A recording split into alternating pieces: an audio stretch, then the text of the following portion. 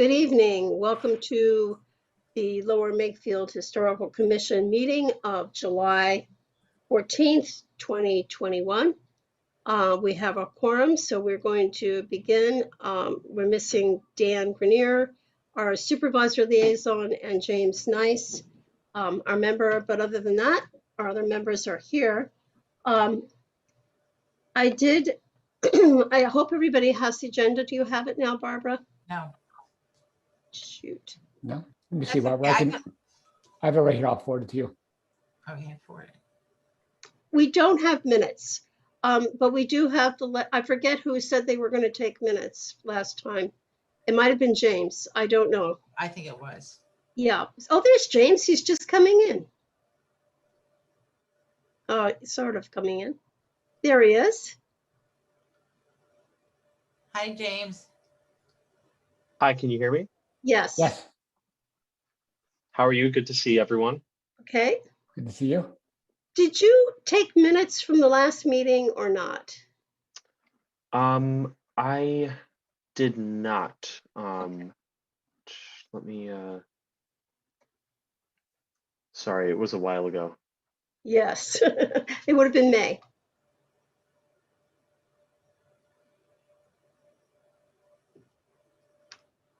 There is a tape, is what I was thinking. There is a video Right. of the meeting. So, at some point I can just make a summary of that and send it to Katie McVan at the township. So it goes in the official written record. Okay. I guess we should I table have that the then. agenda now, Joe. Thanks. Okay. I guess we should table that then until the next meeting. And this meeting, are you going to take minutes for this, Barbara? I could. Thank you. So at our next meeting, if it's in August or if it's in September, we'll pass the previous meeting, May, and this meeting. And if we have one in August, we'll have the August meeting as well. Our normal schedule of operations is to review plans for the township. And there are several plans that have been submitted. All developers that are doing a development in the township have to send plans to all the various citizen committees like ours, and the commission usually has at least some comment on, especially if there are unusual architecture involved, old houses, old structures, unusual old formations of some sort. So on the plans that have been submitted thus far, there was nothing like that. One plan there were two from Oxford Valley Road were minor subdivisions, one next to the synagogue and another one a little further up the road where they were dividing off from a larger lot and creating another lot as well. So they're both on Oxford Valley Road near the ball fields, and there's really, I didn't bother forwarding all the information to you guys because I know that you have enough to deal with, so we didn't do that. The Miller lot line that we discussed at the last meeting came up with the Planning Commission, and I believe they actually approved it with reservations. They actually had problems with the front yard on the new larger lot next to the house that has wetlands areas in the front. There was a stream, a natural stream that sort of ran down the side of the road. It's ditched road. So they had, and there was a wetlands that it had been created when it was running off from the center portion of the intersection at Edgewood and Yardley Langhorne Road. So they created a little wetlands in there. So that has to be dealt with when and if that lot comes in for further development. So I guess Mr. Miller got his lot subdivided. He now has a 2.5 acre lot on one side and the 2.5 acres with the house, the carriage house, and the spring house on the other side. And I know that's probably going to be for sale fairly recently. So we'll keep our eye open and deal with it when it comes up again. That's on yard. Which road is that on, Helen? Which property? Yeah, the Miller property. It's on Yardley. Oh, Newtown? you don't know. That's the Palmer's Tavern in Edgewood Village. It's in directly in Edgewood Village. Okay, right. They had Dave had a house sale, you know, all the Yeah, you've got me too. antiques, and Right. it was fabulous. I didn't get anything. I was outbid on everything. So, but my son-in-law got some andirons and some cool stuff for their chimney at his Palmer house, and it's so something that was in one Palmer house is going to go to another Palmer house, which I thought was really appropriate. There is a new plan apparently that is going to be submitted, and that is one of the concerns probably for August meetings, that may come in again to the Harbor Board, and that is for the Mitchell House. There seems to be some confusion in the nomenclature. These are both this is another property in Edgewood Village. It's the second house from the intersection of Stony Hill and Yardley Langhorne Road, west of that intersection. So Blais House is on the corner. That's the one that sort of travels up Stony Hill Road a little ways, white, and it had a front porch at one point, and it had an addition to the side of that. There was a large tree, and they took that out for that intersection light. It's the house directly next door, which is a white stuccoed house. And that is on the 1835 road survey. It's actually drawn in, and it's twice the size of the house at the corner. So it was a 5-bay. Hi, Dan. I think Dan is coming in. Can you hear me? Yeah. Hi, Dan. Hey, sorry, I was in the waiting room there a little bit. Oh, sorry about that. So we're discussing the plans that we have to review, and we talked about the 2 Oxford Valley Roadhouse and subdivisions, and they really don't have anything that's important for the Historical Society or Historical Commission to comment on. And we were talking about, I know the plan for the Mitchell House, Mitchell Blais House, whichever we decide to call it. The second house on the Yardley Langhorne Road is coming in, so I'm alerting the commission that one may be coming in. Troilo is again seeking to, I guess, use the house and the barn volume to increase the house size. And we don't know, I haven't seen any drawings or anything that will show what kind of configuration that would be a second commercial structure on Yardley Langhorne Road. So if you want to get yourself aware, you can look in the township zoning for our TND ordinance and what can be done to the old houses. The Harbor Board actually uses most for their architectural recommendations. They use the actual design guidelines from, I think it's 1993, the design guidelines for Edgewood Village as their standard for what can be done to an existing historic house in our historic district. This house is over 200 years old, certainly deserves proper attention and fair treatment as the Historic Commission. I'm sure we would have some interest in saying something about it. From existing data that I have from the Historical Society, it's variously called the Mitchell House, it's variously called the Blais House, but then the Flowers House calls their house the Blais House. So I have no idea, without looking at the deeds, what is really going on there. But on the 1835 inventory that showed a house at that location, it was a 5-bay house. So that means the 5 openings going down Langhorne Road, and 2 of those openings were doors. So it was a substantially large 2-story 5-bay house adjoining the house on the corner. And it's actually smaller now. So it would be interesting to see what Troilo comes up with. And whether we take that as the standard and say I know there's certain increase that were stipulated in the guidelines. I believe it's 50% can be added to an historic house in the district according to the design guidelines, not according to the zoning.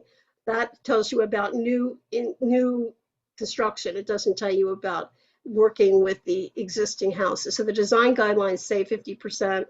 And if they go with the 1835 configuration, that's considerably larger than the current considerable size of the house. And there's also a barn in the back that seems to straddle both properties. So I'm not sure what's going to happen with that. And that is not designated on the historic inventory. So again, another problem. I don't know how old the barn is, and something that the people who framed that district didn't think about.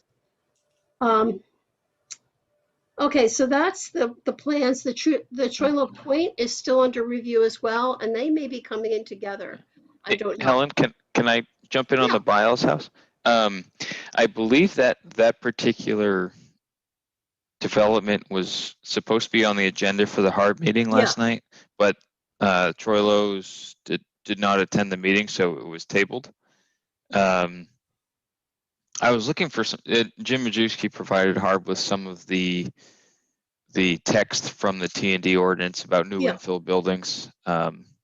That's what I'm looking at. If you see my eyes wandering away from the camera, I was reading what he sent. So I'm sure that'll come before the HARB very soon.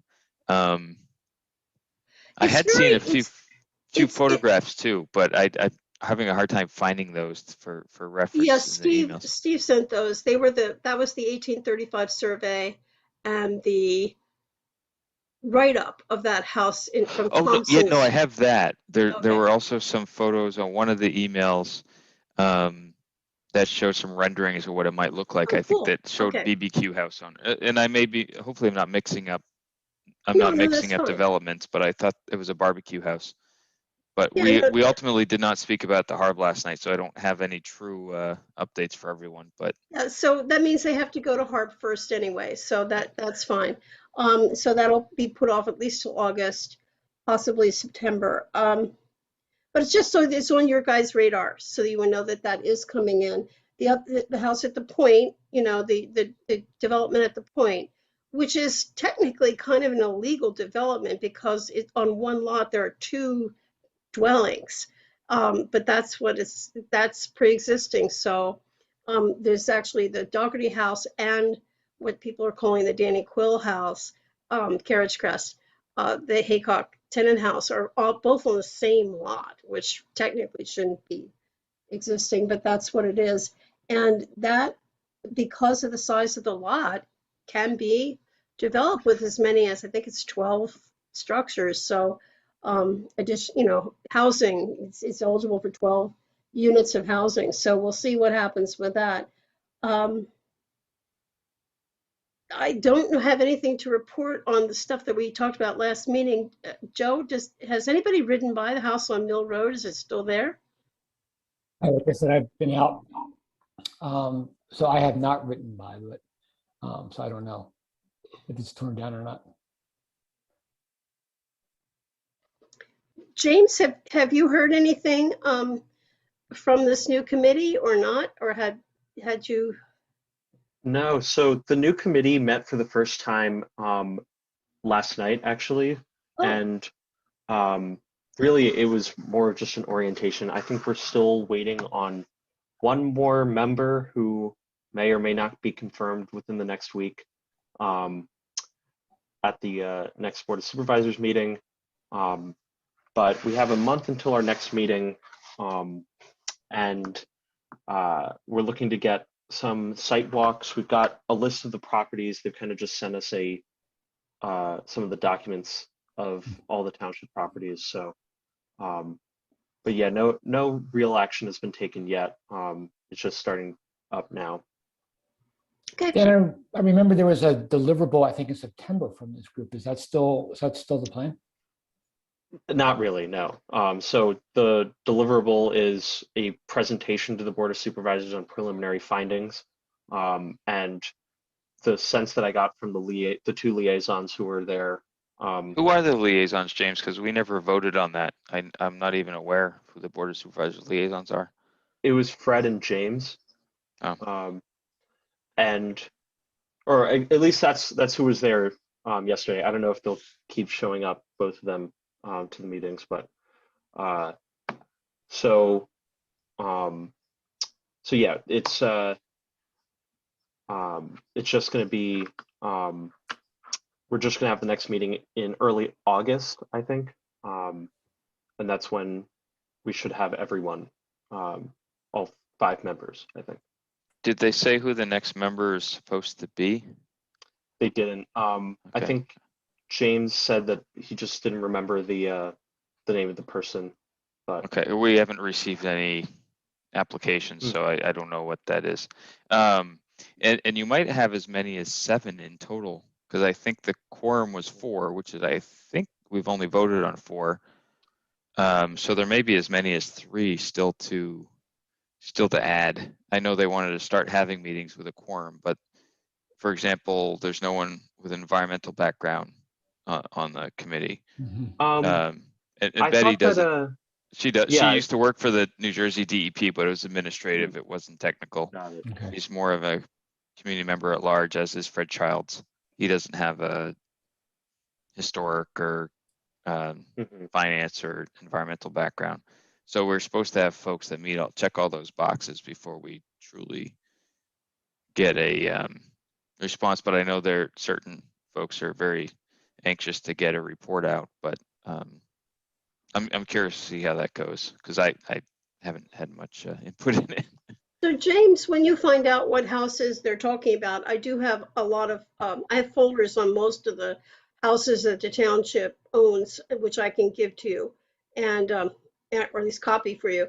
And if they're doing the ones that they currently own, I think, pretty sure I have all except for the house at 5 Mile Woods pretty well documented. So, at least you'll be able to give them the historical background and, how old it is and when it was probably altered and some sort of chain of title. Sure, I can actually. The list isn't very long. That was kind of one of the things that we went over. Um, Okay. so it was just all the properties at Patterson Farm, and then I think I'm pulling up the other document now. Great.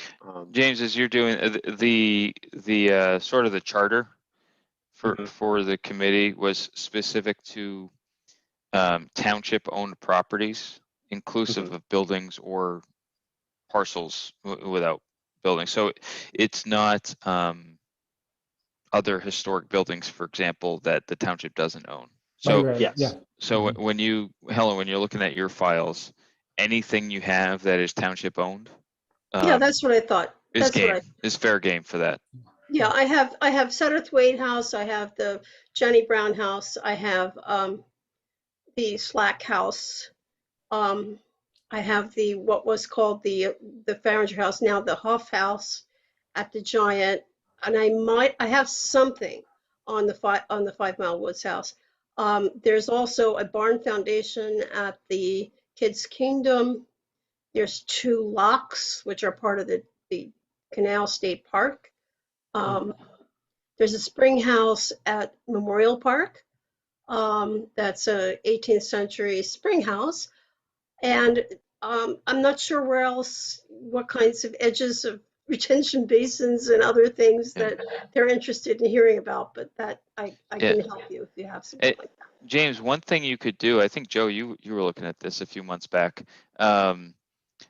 It used to be CRGIS, now it's PA Share. Yeah. But that's if you're familiar with that website from the Pennsylvania SHPO/PHMC, you can get yourself a login, and every parcel that they're looking at, you can do a spatial. It's an online map viewer. Mhm. But the good thing about Pennsylvania versus other states, and I work across different states in my day job, not only does it map the resources that have been studied, whether they've been determined eligible or not, or listed or not for that matter, you can get access to the actual PDFs of the reports that have been reviewed and submitted to the SHPO, whereas other states, they don't always give you access to the reports. So that's, for you personally, that might be something of interest if you haven't used that website yet, because that's something I use in my day job. That's been very helpful. Yeah, it sounds great. No, I'll definitely take a look. The other thing that I wanted to bring up though was Helen, it seemed like you were listing more properties than what they had kind of outlined for us in that meeting.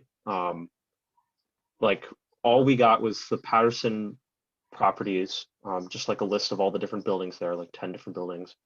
And then a couple of buildings at the Satterway House, and the Slack House at the golf course. Did they list the silo and the barn and the well in the back and things like that, or not separately? Not separately listed, no. Okay, the barn definitely is Which, old. It's just which a little, barn it's are you talking? across the driveway from the Slack House. The silo is back where Hmm. the original barn was. This is just like a tool shed, basically, a two-story tool shed. People are taking pictures of it all the time over the created pond that they put in at Makefield Highlands. But it's a very quaint little, probably late 19th century building. It could be mid 19th century. I don't know. I'd have to do a little more on that, but I'm pretty sure it does show up on the 1876 Scott map. So I think it's probably that vintage. But anyway, that's there. Well, there's just other stuff that the township has that they don't really know they have. Like that barn foundation, there was originally a house in that copse of woods next to Kids Kingdom, which makes sense. That was an agricultural field where the township is right now and where the Edgewood School is. And the old house, I've never seen a picture of the house, apparently was in a fire in the late like 1930s. It burned down, so the barn burned down as well, but the foundation remained, and the township put a roof over it and just uses it for storage for pool equipment. But it could be something else. It's a solid, 2 foot thick foundation that could have another old barn put on it if the township wanted to do that. Yeah, I think what they had us look at was kind of the high priority properties as Right. they determined it, maybe as the things that first come to mind when they're like, well, what might need work done, or what other ways can we use these property? Obviously, Patterson Farm is a huge property, right? But I think it would be good to also get a list of these other properties just to see if there's any commonalities with them, or maybe seeing how they're currently being used and using those as models for how some of these properties might be preserved. James, can you forward us the list that you have? Sure. Yeah. I think these are, yeah. I can double check with, I think it's Katie McMahon who sent us the Yeah. documents, but It's all public stuff. I think the board, okay. I think we've. Right. I'm curious, because you mentioned a priority list. We've never discussed the priority list, so Okay. this is news to me. But some are obvious, I think, but others you just want to make sure they don't get lost in the sauce, and we understand the priority list. The house at 5 Mile Woods has been vastly changed on the interior from the original configuration, but it's a very interesting stone house that was leased usually to whoever was the naturalist for the township. Mellon family lived in it for years, and then various other. I don't think Hildebrand ever did, or Hilda, whatever his name was, who was the last guy I knew at 5 Mile Woods. But that is and then there's some ruins there's like the Spencer Barn Foundation in 5 Mile Woods, and of course I just got another email from somebody who discovered the Dark House ruins in the back end of 5 Mile Woods, but that's there as well. It's an archaeology site. And then the Oxford Valley Schoolhouse is another archaeology site that we're hoping to acquire, and Barbara will have something more to say about that. And then the spring house at the Memorial Park has been something that's been a subject of a bunch of Eagle Scout projects, at least 2 that I know of. And there's a foundation of the original house that was used as a picnic center site. I don't know whether that was removed in the last parking lot reinstallation, but it was there. Is And that the then, foundation just on the corner of the circle? oh, okay, As you good. go in, that's still I there. didn't I just notice. ran by that the other day. Okay, good. I'm glad you know. And then the other thing, of course, is, as I said, is the Slack House. I think that's a high priority myself because it's right now it's abandoned, no one's in it, and that's really a recipe for disaster for an old house. And we also have one that is being reused currently, the Township Bones, because we renewed the lease with the I think it's Huff House. Mailermore. What's it Yeah, the called? Huff House. Mailermore, Yeah. we don't own Mailermore. We own the house No, next. we own the house. They lease the business. You know, the business leases the space. But that one Mailermore? I would think would be on the list. Yeah, I don't If think, Dan, you have to check that, but Mailermore is a new structure that was attached to the end of the old house. The Huff House is the stone house that is next to it, and that's what the township is leasing. So yeah, they had a 99-year lease on the stone house from the Giant, but I think Mailermore pays the Giant directly. I don't think they pay. we own one of the buildings there, and Yeah, and we yeah, just it's a renewed the stone one. lease with the leasee. Yeah, So James, if you can look to make sure that that one's on the list yeah. that you have. Which Doesn't house is sound that? like it's It's the over by the stone Giant. section.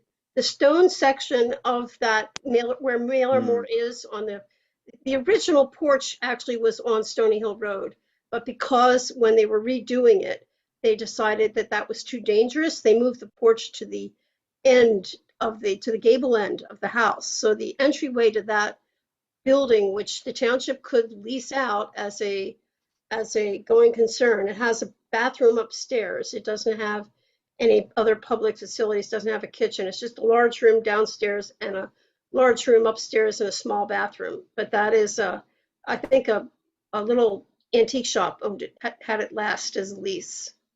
But that's a lease possibility for the township to lease out or use as a meeting room. Right. So basically what I'm looking for is to make sure that's on the list Right. of properties that they look at. It doesn't sound like it is. I don't think it is. No, the list is honestly, it's pretty short. It comes, one document is a giant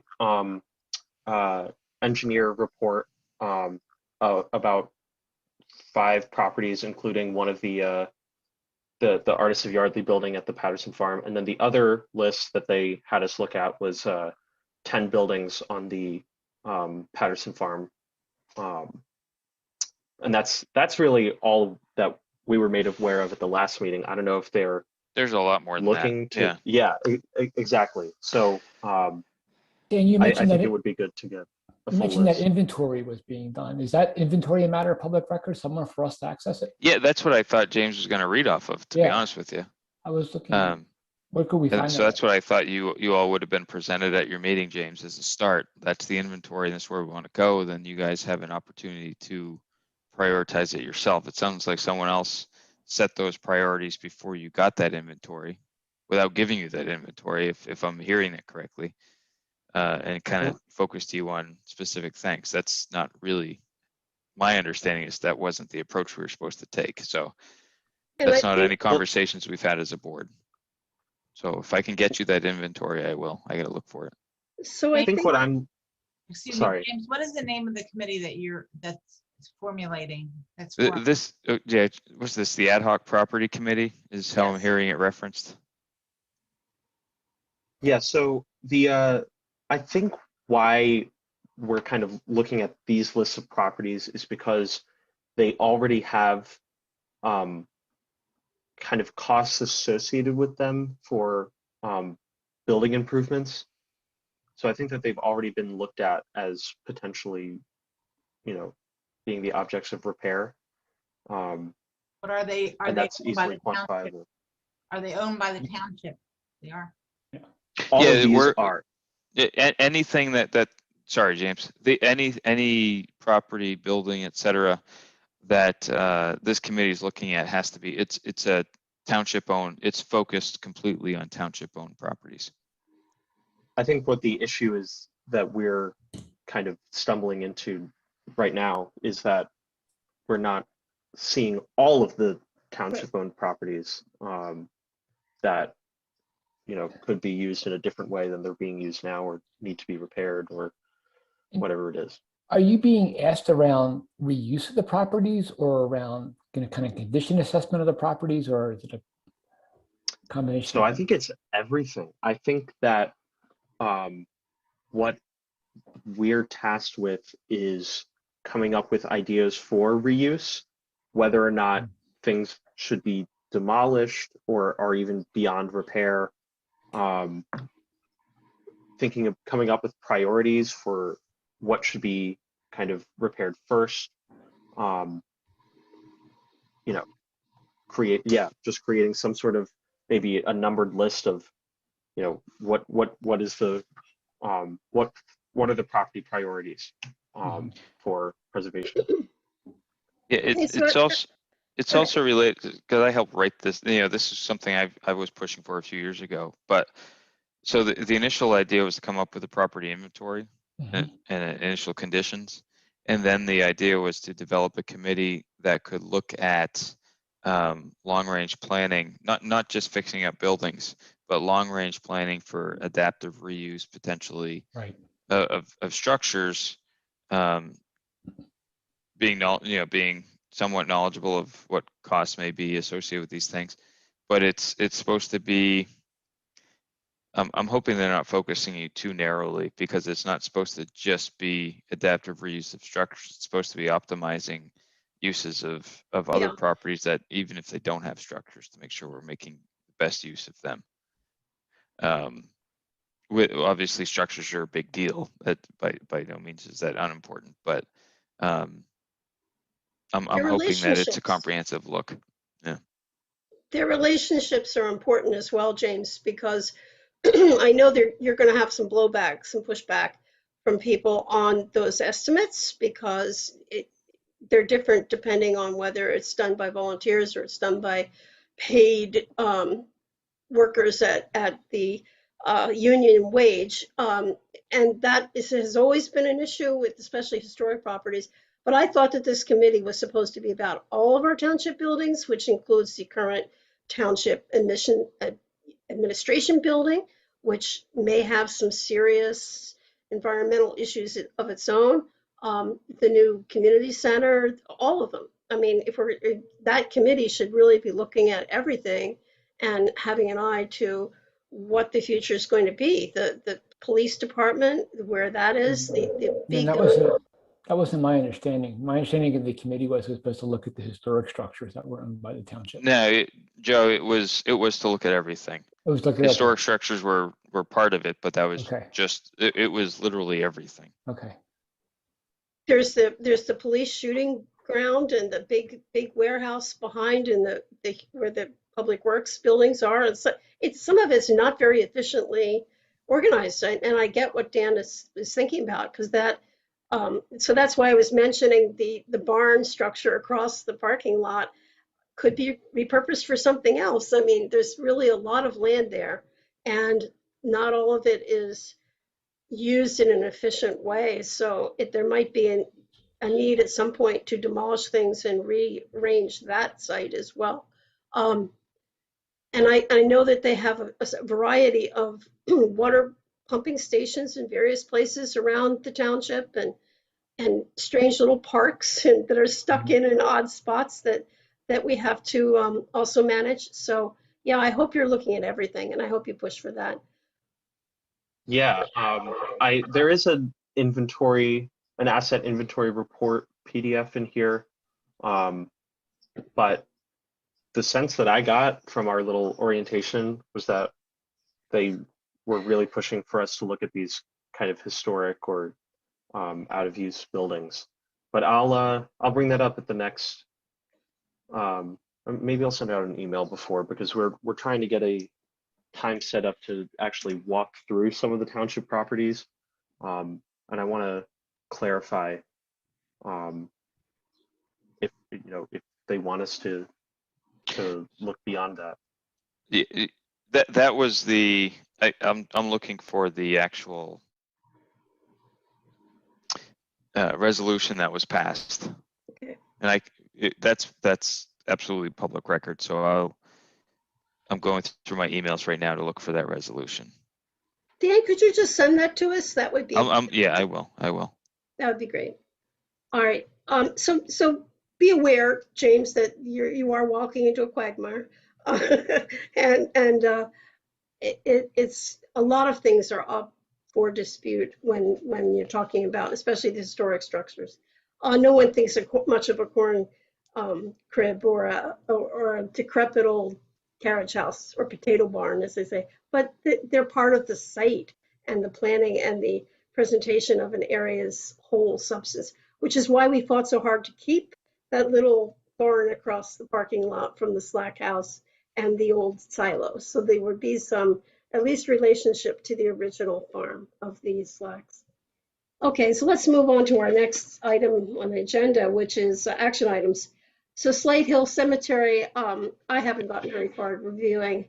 I will confess it. I've been too busy putting out other fires to review the deeds and wills.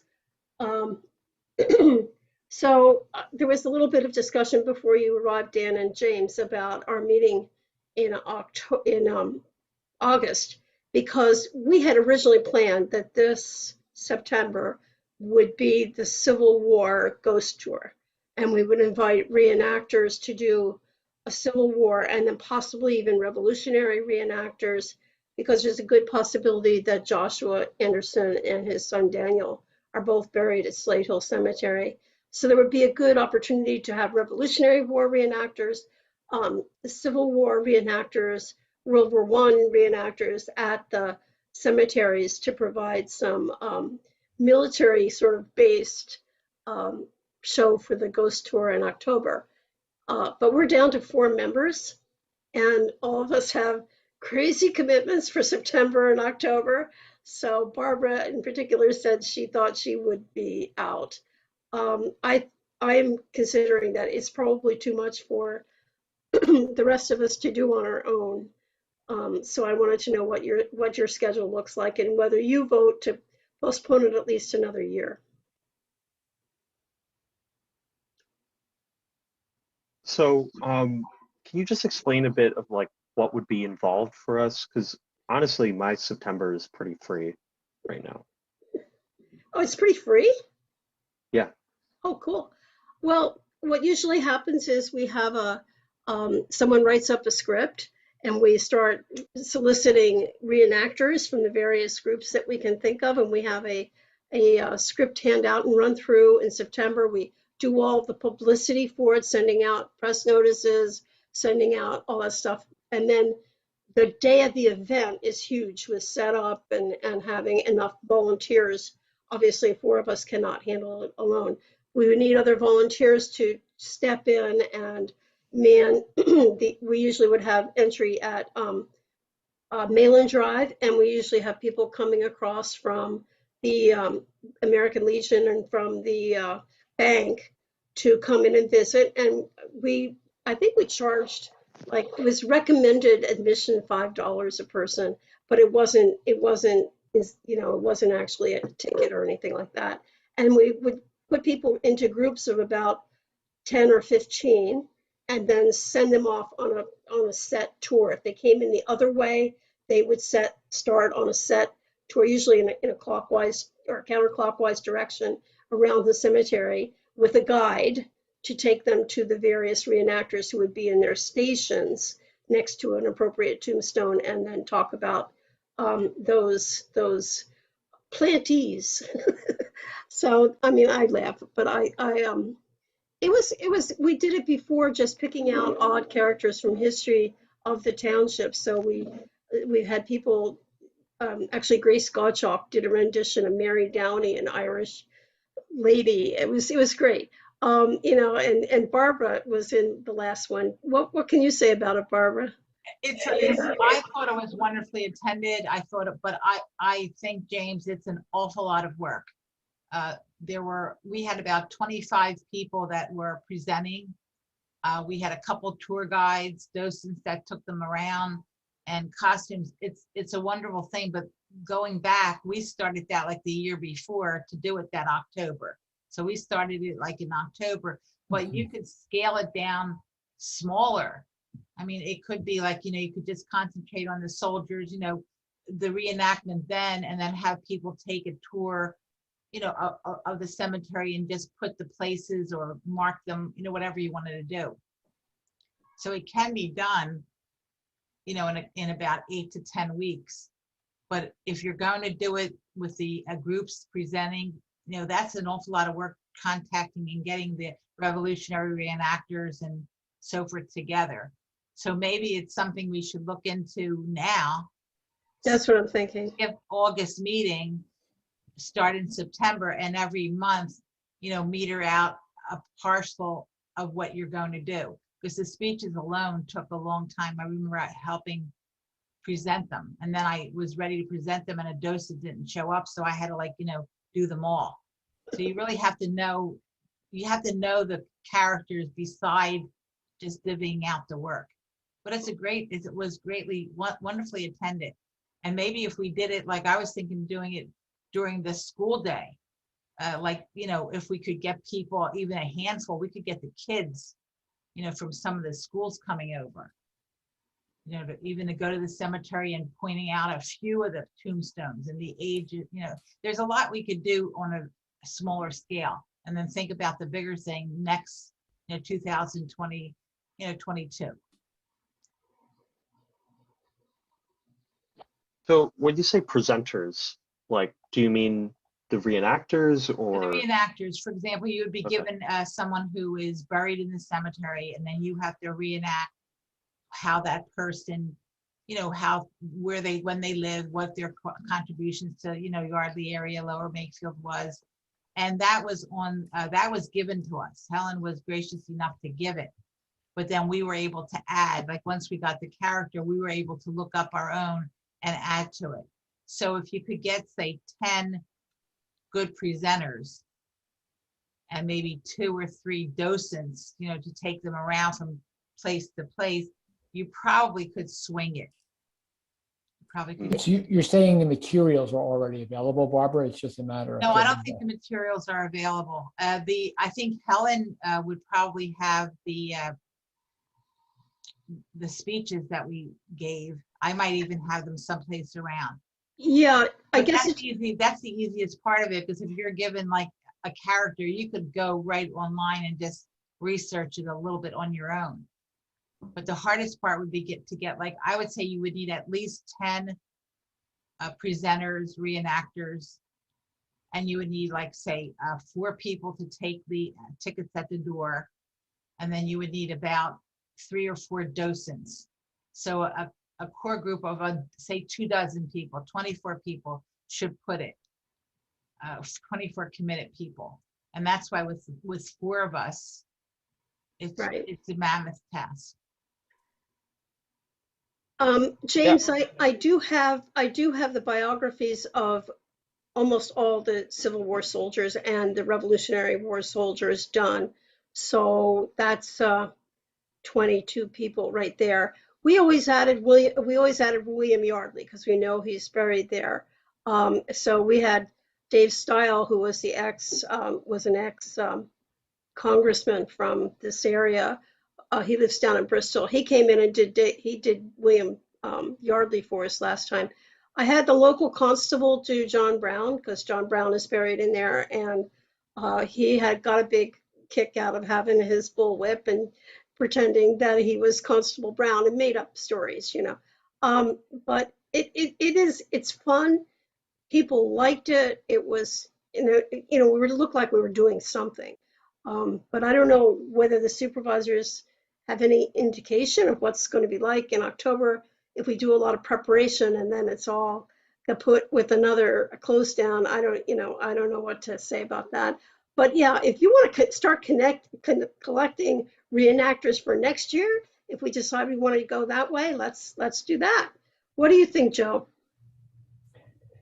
I mean, it's always going to be the question. I mean, we'll get to the question about the recruitment too, is how do we get the list of people to reach out to, to do that? I mean, I think, if we had a strong list of people, then doing the reach out and recruitment would be easy, but do we have that? Or how did you go about finding the reenactors last time you did this? Our group was much larger. So like for example, I reached out to 2 people Mhm. And they said yes, and they were just given the name of the character that they were to reenact. I contacted not all, but the senators, the congressmen, that kind of speakers. Right. And we were able to get, I think, 3 or 4 representatives to come and give the speech. So it's not that it can't be done with a smaller group of people. It's just that starting it in July is not the optimum time to get a hold of these people. Yeah, We got exactly. a hold of them, and we knew about this like in September of one year, and we did it the October of the next. So February, March, we put all our ducks in order. And actually in the summertime, we met very infrequently. And then we had a big meeting in August, and it was pulled off. And everybody does their part. So it's not like, James, if you would take it over, you wouldn't be the only person doing it. Everybody would have a job to do. And I would help you as much as I can. And I know Helen and Joe would, but you would need at least another 20 people. Yeah. All right. I'm just trying to, someone also mentioned period clothing too. Right. And how do you even get a hold? I have no idea how you could get a hold of period clothing for at least 10 people who are the people. reenactors, they usually chose somebody have it. that they knew. Yeah. They had something. I didn't have anything, so I put on an apron and just an older, skirt that I thought that they would wear, and a bonnet, that kind of thing. So people that want to do this will come up with some period costumes. Some of them, like Yardley, styles, he went the whole regalia. He had the whole costume. Right. So, that part I think would be not something that you would have to do yourself. You would just have to say, well, if you sign up for this character, try to get something to match it, that kind of thing. My concern with that is the one that Joe had, which is like, where do you find people who would have those kinds of items in the first place? I mean, for reenactors, like we can go, for example, to Washington Crossing, right? Because they have, lists of reenactors, right, that they use, and just it's going to be networking, James. We're going to, just get a few, and we're going to tell them what we're trying to do, and see if they can recommend people who do this kind of thing, right? That we can contact. So that would be the way that I would start. The hardest part, James, at least to do this particular program, would be finding the people who are willing to represent the colored soldiers. And recently I've been in touch with the African American Museum of Bucks County. I did a presentation for them, and I've already kind of touched, they are very excited about doing it. So I think we could probably get at least 4, maybe as many as 6 from the African American community would come in and do either a wife of a soldier. That was another way. If we couldn't get a soldier, we'd get the wife of the soldier talking about her pension application or something. There are always kind of workarounds, but the question is to commit to it and then kind of get these people lined up and pinned down that they will be there and do it. That's the hard part. And I don't want to wait till August to kind of spring this on people and do it. And so it would have to be all together for dress rehearsal, probably in the early October to get this off the ground. So, and by then you'd have to have all your publicity out. Some of these magazines, it would take from August to get listed in a lot of the various sites. So that's why I brought it up today. This is probably like the last point that you could possibly do it for this October. So that's why I bring it up. If you really want to do it, I'll help you with it. I usually greeted the guests at the date, gave them a presentation on the history of the cemetery, and then the docent then took them around on the path that was kind of preordained. So it worked out, the people who were waiting got the story of the cemetery before they got in there. And then, as I said, the reenactors were fabulous. So they're very creative people, genuinely. Some of them are a little weird, as somebody who was like reading tea leaves, but basically really interesting people. And we've done it at least 3 times now, and every time it's been totally different. So, but we could put it off till next year. So I'm just trying to make sure that people understand that that's what we're kind of trying to decide today, whether we're doing that or we're going to start the presentation for next year, getting people to sign up. I don't know. What do you think, James? So, again, just to cover all this, so we need people, we need to reach out to reenactors, get everyone set on a date, get a couple of different people to be docents. And by that, you mean just like walk people around Yeah. Yes, the like tour tour? guides. Right, yeah. Okay. And as they walk people and- around, they can stop at the tombs that you are less known, and they could say something. You know, I picked out, when I was doing it, I picked out 8 or 10 tombs, and as I passed, I would say, oh, he's a child. He was a wife beater, and then I would go to the next one and say, oh, he drank too much, or this one was hit by a horse on Yardley Road. Like, I gave just the thing that would entice them to continue. Then we would stop at one of the tombstones, and the person that was the reenactor gave the history, you know, of that person there. Sure. And then finally, like a couple of people to man the ticket counter and the entrance and stuff. We need to get stuff out to local newspapers and Right. just other websites and stuff. So public relations person, you need a basically somebody to organize the crowd control. Somebody to talk to the police department about having crossing guards. Yeah, there's a whole list. There is kind of a good model to go from the other previous presentations. But the question is whether we want to do it. That's, you know, and then if so, do you want to do it for Halloween? Do you want to do it for later, you know, an earlier date? What would you do it? So I'm not really going to be available after September. So, but pretty much all of September I'm free. So, Okay. I don't know if you think that's feasible or what.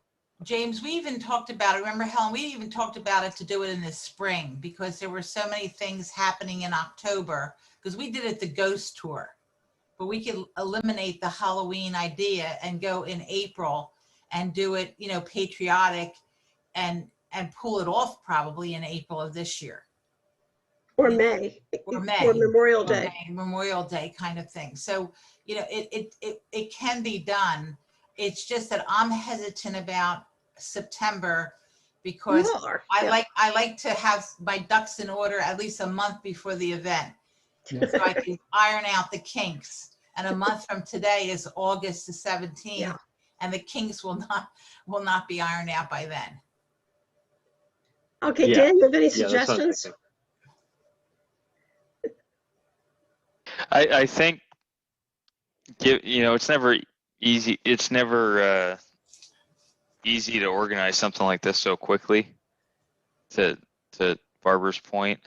And on top of that, we still have COVID issues, you know, and a lot of families, myself included, that have little kids that can't be vaccinated yet.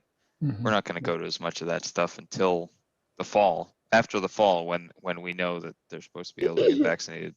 And hopefully we'll be through a couple, whatever spikes may come up, that'll be managed by then. So putting all those things together, I think probably a spring is more likely and probably more doable and more manageable from multiple, you know, Okay. multiple angles. But I don't want to discourage you from doing it, but it just listening to the feedback, that's just my 2 So? cents. But When I look at the list of action items, I think to me what comes to the top is we have to recruit some replacement members for the committee. I mean, we're down 2 people since I joined, you know, so I'm not sure how many were supposed to be a full strength.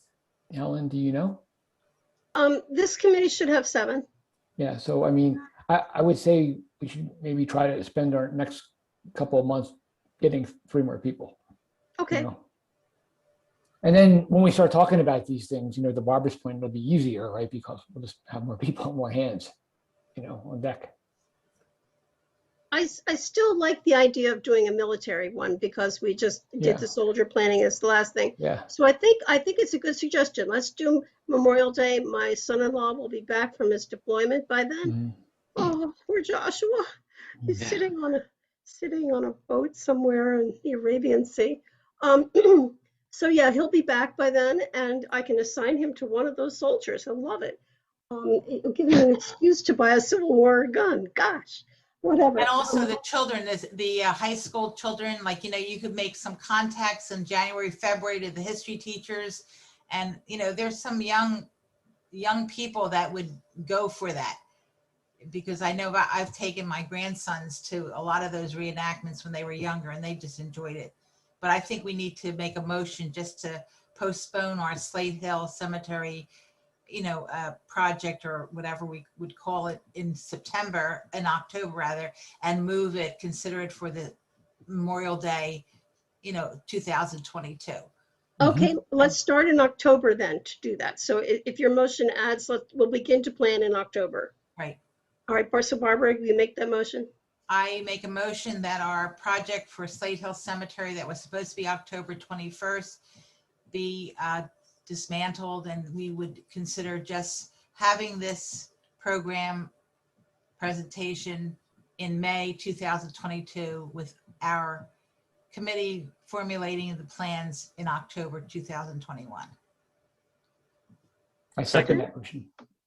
Thank you, Joe. Okay, good idea. All in favor? Good. Thank you, guys. Okay. I did want to mention that I did have on my past agendas to talk about the memorial sign that's supposed to go up on Slate Hill too. And the difficulty with that is over proving that the front section of that cemetery has the early settlers. We know William Yardley is probably there, most of his family, and the people who died in the smallpox epidemic of 1701 and 1702. So my take on it is probably mass graves right in the front section of the cemetery. I contacted a national organization that actually does cemetery archaeology and restoration, because we also need, the reason we do this tour is to raise money to help the township with repairs to the cemetery. All money raised goes back to the township coffers, which we have at this point about $4,000 saved to put into either Slate Hill or some other project within the township. So that is something that there's a reason to do it beyond just being fun, but actually to help the cemetery out. We also had volunteer service from a guy who does tombstone recarving, who offered to recut the 1698 tombstone and possibly Daniel Anderson's tombstone that are very severely damaged by acid rain. And he was going to do it at no cost. So I think the township, Fred was there that day, and he said, I'll try to get in touch with him again and see if he can possibly do that this coming fall to kind of at least keep us in the news cycle.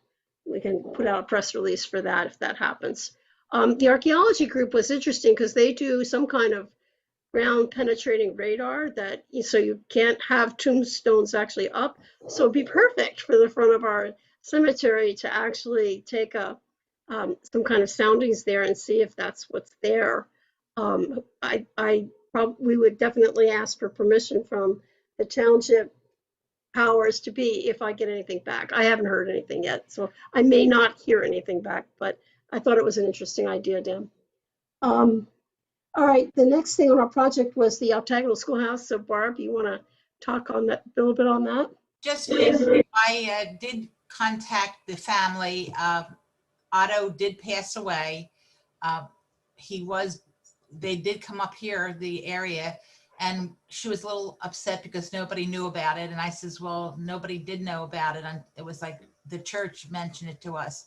So I spoke to her. Her name is Mary. And I had said to her that I had spoken to, her husband quite a few times over the last 2 years, and she knew. And she said that the family was interested in talking about the possibility of the township purchasing that property. And I said to her, well, she says, but this is not the time. And I said, well, when would be the time? She said, you could call me in August. So I sent a card to her a sympathy card from me, and I did put down that the entire historical commission was thinking of her and keeping her in prayer. So she, I would try to call her today, but there's no answer. So I will pursue it. I'm not giving it up. It just takes so long. It seems like every couple months she contacts me and we have the same conversation. But now that her husband passed away, I think she's more receptive of letting the township. And I did tell her that the only thing I could promise her is that the family would be recognized. I said, then it would be great if you could donate it to the township, because then the plaque would read that it was a donation. And she said she can't recall exactly where it is, but her husband was very stubborn and wanted to hold on to it. So hopefully things will move along in the right direction. And that's all I have. Thank you, Barbara. That's excellent. Dan, are you working on that at all or not? Well, I didn't get to Dan. Dan asked me to give so he can call, but I did write her a letter, and that's why she called me back. I need to get permission, because when Otto gave me the information, he said not to give it to anybody. So I have the where he lives, and I have the phone number, and I wanted her permission just to release it for tonight. And I left it on her answering machine, but she never got back to me. Dan, and I also think that they're in DeLand, Florida. And I think the person who is the governor there, I taught their grandchild. So, you know, The governor of Florida. That angle too. Oh. But that's the only reason I didn't get back to you, Dan, is because I didn't get permission to release the information. Perfectly understood. Person's name is Robert Apgar, the person that's the governor down there, and he's from our area. Oh, interesting. Yeah, it is interesting. Just sort of an aside, if you saw me looking away, it's because I was posting to social media about the need for new members of the historical commission and Thank giving you. people a link to the site. I posted on the 3 primaries. And where is that? So you posted that on Facebook? Yeah, I put it on Lower Makefield's a Great Place to Live. Lower Makefield's a Great Place to Live Uncensored, Uh-huh. a little different group, and LMT Spotlight. Okay. Let's see if we can. Thank you, Dan. Yeah.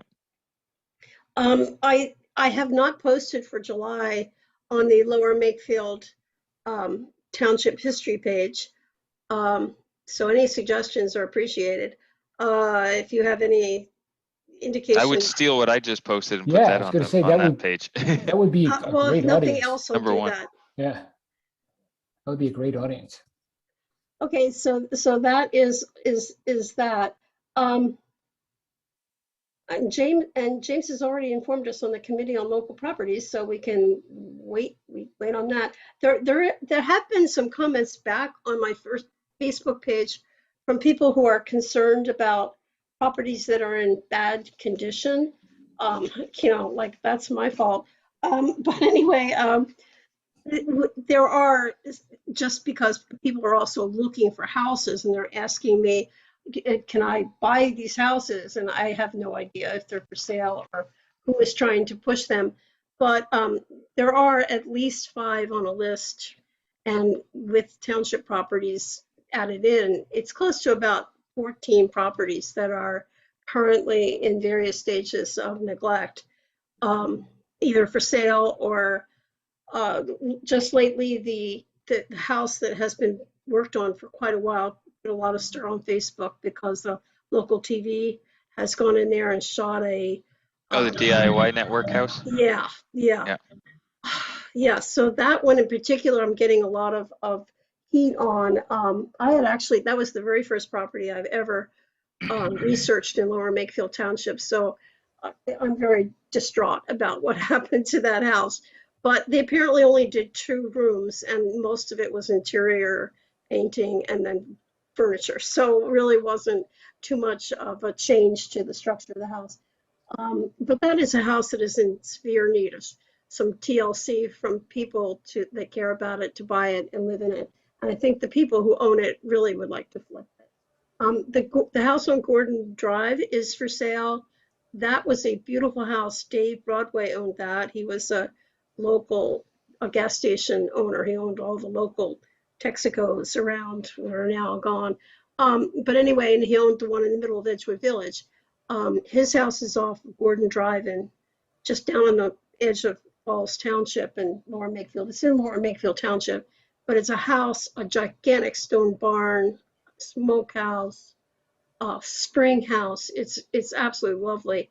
It's on a real estate site, so look it up. Um, the house on Lindenhurst has come up a couple of times with people.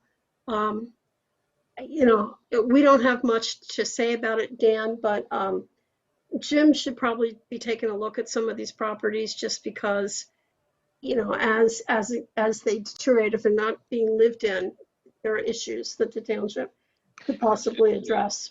And we do have a blighted properties ordinance, as you're probably Right. aware, that can be Yeah. enforced if that becomes an issue too. I hope Jim is. I'm pretty sure he is, at least the one on Lindenhurst in particular. So anyway, I'll leave that. Local history webinars, I still haven't cut those up. And in doing a lot of cleaning up around my historic properties room, I discovered a beautiful CD from Karen Style that I had totally forgotten about. And I don't know when she handed it to me, but it's a CD of all of the houses. And the CD was made between 1994 and 1998. And she had gone in with her little zoom camera and taken interior shots of all of those houses, including that house on River Road when the Sparks were living in it in 1998. And at this point, I have to find a machine that will still take a CD and find some old programs that can pull. I can't believe it. I mean, the technology is morphing so quickly that we literally do not have a machine. My son has an old tabletop that probably, hopefully, will be able to play the CD. But otherwise, I don't know how we're going to migrate the information. It's a typical archivist problem.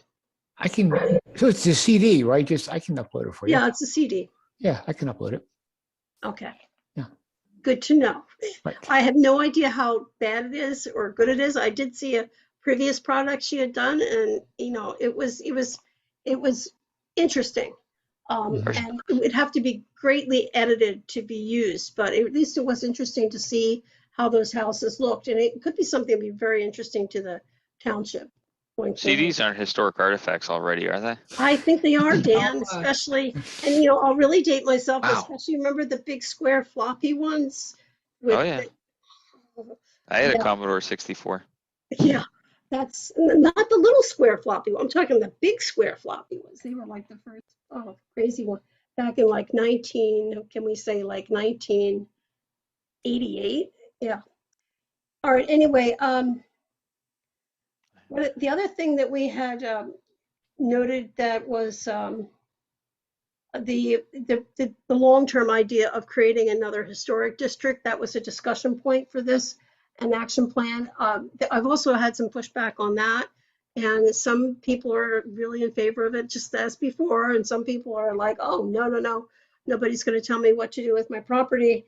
And I don't know how the supervisors feel about that.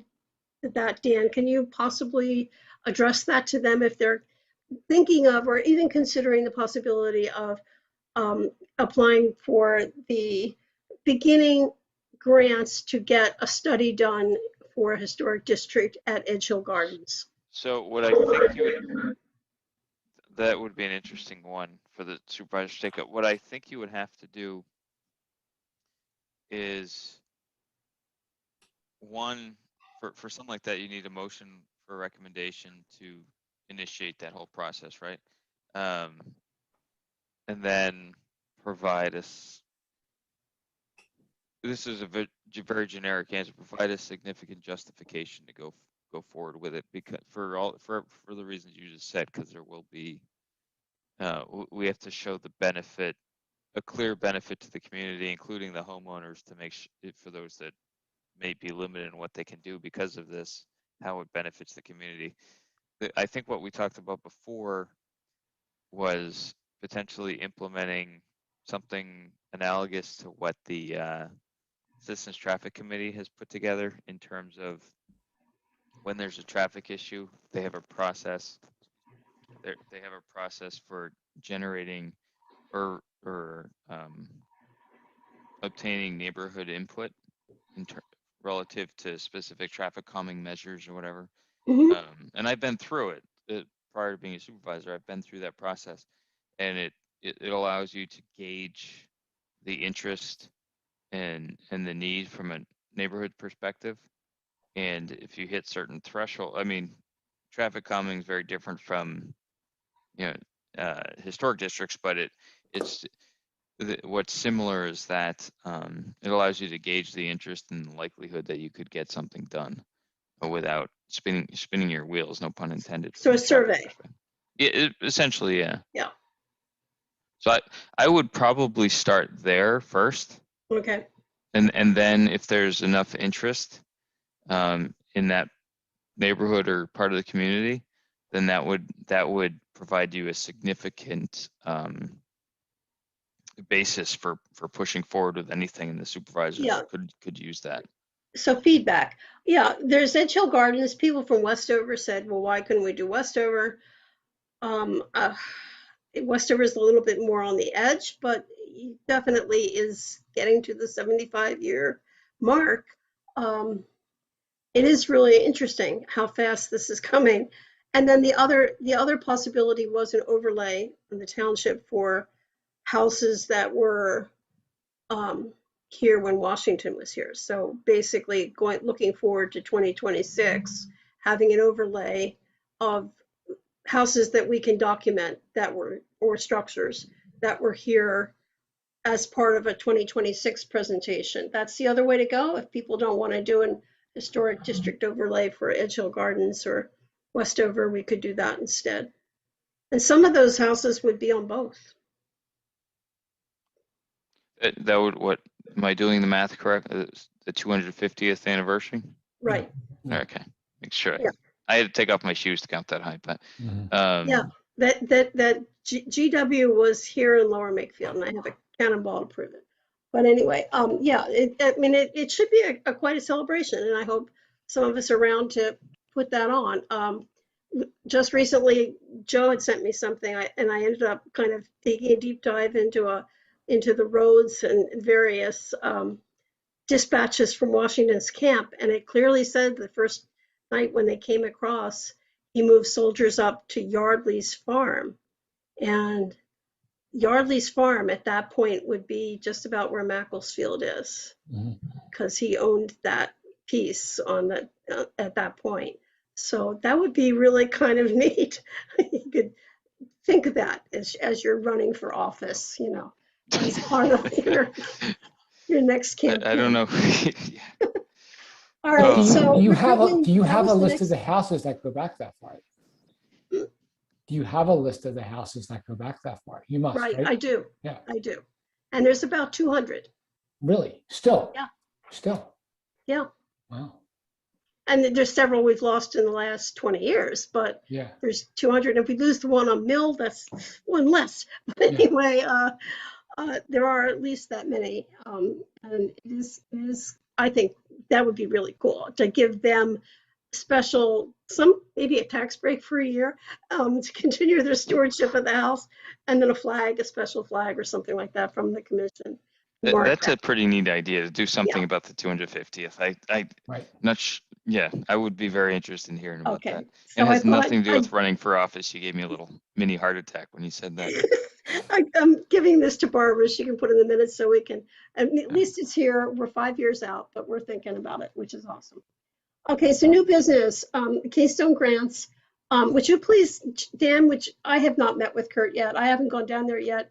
I did agree that I should mention to everybody that by serving on this commission, you get 4 free tickets to the Lower Makefield pool, and you need to stop in and collect them. So before the pool closes on Labor Day, so please do stop in. Township is apparently open. I think you have to go to the community center. Yeah. Yeah. Okay. Yeah, the Park and Rec department is situated at the community center, and they're usually the ones that have it. I think you all should have gotten an email. We did. Yeah. Okay. I thought I was copied on that, but yeah, I did. But I agreed to Katie that I would at least mention it. No, I'm glad you did. I'm glad you did. Everyone reads their email every day, myself included. Yeah, the one thing we get from the township for this wonderful service. Community Day. Dan, do you know if there's going to be some kind of Community Day upcoming? I believe there is. I don't know the details. Okay. I'm usually first one to get pushed into the dunk tank. Yeah. I don't think we're doing that this year, but I do believe there is going to be a community day. I can Park and Rec's probably discussing that right now, so I can check at the next meeting and get a report back for you. So James, could you possibly consider helping to organize Community Day for us? Some kind of presentation of Historic Commission. We can talk about it offline. I have the canopy that the commission purchased last year, so you don't have to cook if they decide to put Community Day on the parking lot again. And then we'll all take, whoever's here, we'll take turns. When is it? Do we have a date? We don't know. So when we know, it'll probably be in September, I gather. It's usually the weekend before Labor Day. Okay, good. I think, but I honestly, I really have to check. I'm not as up to speed on that one yet as I was previous years. Yeah. All right. So whenever we hear, so unfortunately you won't have a long time to think about it, but so Labor Day this year, it's the first Monday. That would be the 6th. So that would be like the 4th of September if it's before the Labor Day weekend. So I would think it might be the week after. I don't know when usually Harvest Day is the 3rd Saturday in September. That would be the 18th. So I don't know when they're thinking about doing it. Katie probably knows already, but I don't. Okay. Helen, I just want to point out on the Keystone grants, that's something that we should bring to the top of our agenda for September. I mean, those grants are usually due by March 1st. And we should start listing out potential projects. We're going to need to get, the third parties involved, things like that. Not only that, Joe, with James, for you, for the ad hoc committee, Yeah. those should be on the top of the list of what you guys talk about from a historic perspective to incorporate those Yeah. Keystone grants. Right. Definitely. Right. Without hesitation, I think we can all agree to that. No, Yeah. I was hoping brought up. that's what I asked about the September date, because I thought that having having kind of an interim deliverable in September gave us then some time to start focusing on grants then in the fall. Yep. I was looking at the township calendar. There's nothing at all on the September calendar, so I couldn't confirm any dates. I did hear from Katie that some committee is meeting next week in the township building. So she's pretty hopeful that perhaps. Yeah. The township, we are. I think the zoning hearing board is Right. first, and we're on Tuesday, if memory serves, and then we'll do Wednesday. So we'll both have hybrid meetings. We'll be the guinea pigs, so to speak, to give it a shot. But then we got relative to advisory boards and committees that aren't the zoning hearing board. I think the supervisors have to check the system to make sure it's feasible to. What's feasible for the advisory boards to do relative to in-person versus hybrid versus Zoom. So a little TBD right now, but we're trying to see what we can do. Yeah, I know. Well, I can speak for probably most of older people that most of us have got the shot, so we're okay. But and not worried about people who aren't with COVID shot. So, whatever it is, it is. Let us know, Dan. It would be great to just even sit across the table 6 feet away but actually talking to people would be far more convenient than the way it is right now. Back to community grants that hit me up again, Joe. So I say Keystone, community, you mean community grants? Well, the Keystone grants. The Keystone grants, but my point was that as we get into September, we should already start to have a list of potential projects that we're going to apply for a grant for, because we need to involve a third party to give us an estimate, and we need a 501c3. So I don't know if we, as the historical commission, can do that. We have, other than our little $4,000 nest egg, we don't have any matching that we can offer the township other than their value of properties to match Keystone grants. That's the problem. Yeah. In order to address that, I have to think about the the other little bugaboo that's in my on my list of things to do, which is to resurrect the Lower Makefield Historical Society. Right. And that it comes hopefully with the 125,000 that when I left as president was banked for matching grants to have decent speakers, to offer scholarships, and to possibly help the township with historic projects. So in the translation somewhere, some of that has fallen by the wayside, but I would really like to see that happen. And I know that at some point in August or early September, they are planning a meeting to make the vote to dissolve, and I would like to make the vote to reconstitute that. And I will send you guys, as soon as I know the information, I will send you that information, because I think we need to get together at some point and make that decision that the Lower Makefield Historical Society, which was basically a social organization, people of all ages, needed to be broader, but it needed to be something that people could express an interest. One of the most interesting things I ever remember from the years that I was associated with it was the members meeting, where everyone presented things that they collected, that they enjoyed, and kind of did a little mini speech on and demonstrated like a duck decoy or whatever it was that they were creating, and talked about it. It was fascinating to see the varieties of historic collections. We should really relaunch it with a focus on the 250th anniversary, which someday I'll remember how to actually say that word. But because, I mean, like you said, it's 5 years, but 5 years goes fast, right? So if we had the Historical Society start to say, what do we want to do here in Lower Makefield Township? Because I know that people at Washington Crossing are already planning things. So, I mean, you know, so we should be thinking about what we want to do here. I have at least 3 other people who would be willing to serve as board members. So I think we have people that will come out of the woodwork and help. Yeah, that would be a good role for the Historical Society to play. I could also double check, but I think I could probably get my dad to be on a board too. Awesome. If you'd be interested in that. Yeah. Especially the Historical Society had like basically met 4 times a year. I mean, they basically had a October meeting or a September meeting, an October meeting, a December dinner, a March meeting, and an April meeting, and a May celebration. That was it. So it wasn't a big commitment to a long period of time. And what are they going to do with all their artifacts? I mean, all their artifacts are kind of privately held in things, right? All their files and artifacts. You probably have a bunch of them. But I know they had books. I don't know what happened to them. When Pat died, I do not know. A lot of the books, they had, very nice volumes of the various histories of Lower Bucks County and local monographs, etc. The maps that were from 1798 and the original grantees map that was sold at the Township building. I don't know what happened to that. People have been asking me. I have one box of the 1998 properties windshield survey Lower Makefield Township thing, one box of that, and that's it. And I have Ralph's papers that he gave to me, and a couple of boxes of stuff that Pat Miller had given to me, and that's it.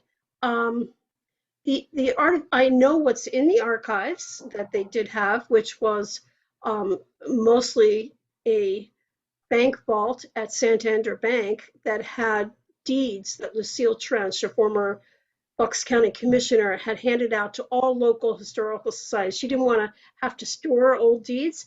So she basically had them on a table and said, come get these if you want them. And I know Yardley and Lower Makefield were clambering at the table grabbing deeds. So some of the deeds in our safety deposit box are from Yardley, and some of the deeds in the Yardley safety deposit box are from Lower Makefield. But they're old deeds that have already been registered. Some of them are interesting old parchments, but they're nothing of value, Joe. Okay. Right. So we didn't really have the kinds of collections that Yardley says that they have. I know they have a lot of photographs. I don't know what happened to Florence White's husband. Had a father who was a glass plate photographer in Morrisville and Lower Makefield, and he was the local township doctor, and as was her husband, Albert, for over 100 years. And she had an entire cellar filled with glass plate negatives that this older doctor had taken from the turn of the century.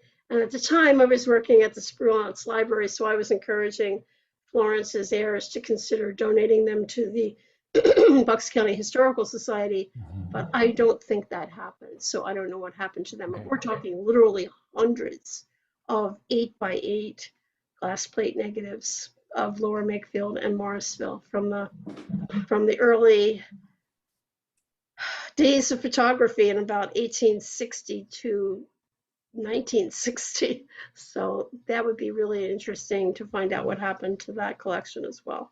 And I do have one of her daughter's emails somewhere. But that's all I have. Does anyone have anything else that they want to share?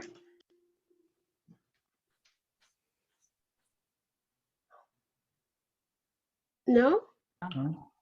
Oh, well, thank you guys. What about August? What shall we do? Shall we meet in August or should we postpone and meet in September?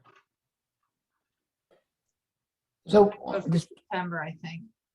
yeah, but I'd like to see us make some